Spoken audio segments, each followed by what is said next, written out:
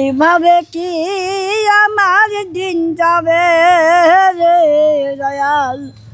লোকসঙ্গীতের এক উজ্জ্বল নক্ষত্র কাঙ্গালিনী সুফিয়া, যার আসল নাম টুনি হালদার।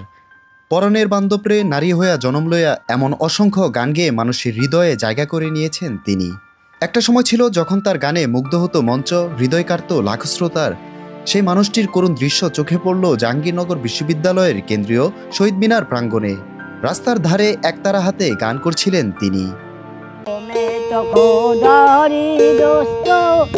অপরের কান্দারি সত্য তুমি দিলে পাহাড়ের লক্ষ্য, তুমি দিলে পাহাড়ের লক্ষ্য, আর তো দেখি না আর পাবো না তোমার মতন দয়াল বন্ধু, আর পাবো না। আজ পালিয়া আইন দিয়ে আমাদের নিলেন রাহে, এখন আমাদের ফাঁকি দিয়ে ফেলে যাইও না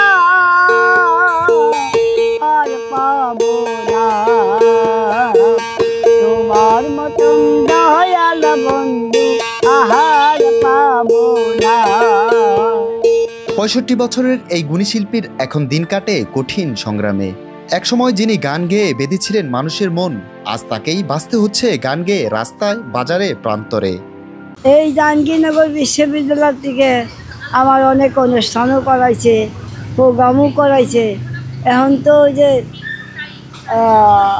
সরকার নরমাল হয়ে গেছে, দেশে সরকার নাই, বেসরকারি এই রাষ্ট্র চলছে, তাই এখন আর কোনো গান বাজনা কিছু নেই। জানি না কপালে কি আসে, চেহাও নাই, পয়সাও নাই, বারও করতে পারতেছি না। এখন কথা বলতে ডাক্তারের ওষুধই খাইতে পারতেছি না।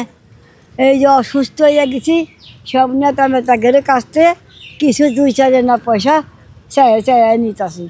সুফিয়া কাঙ্গালিনীর মতো শিল্পীরা আমাদের সাংস্কৃতিক ঐতিহ্যের অহংকার, কিন্তু তারা যখন অবহেলায় হারিয়ে যেতে বসেন, তখন প্রশ্ন উঠে, আমরা কি সত্যি তাদের পাশে আছি? আর পাবো না তোমার মতন দয়াল বন্ধু। মনির হুসাইন, বাংলাদেশ টাইমস, সাভার।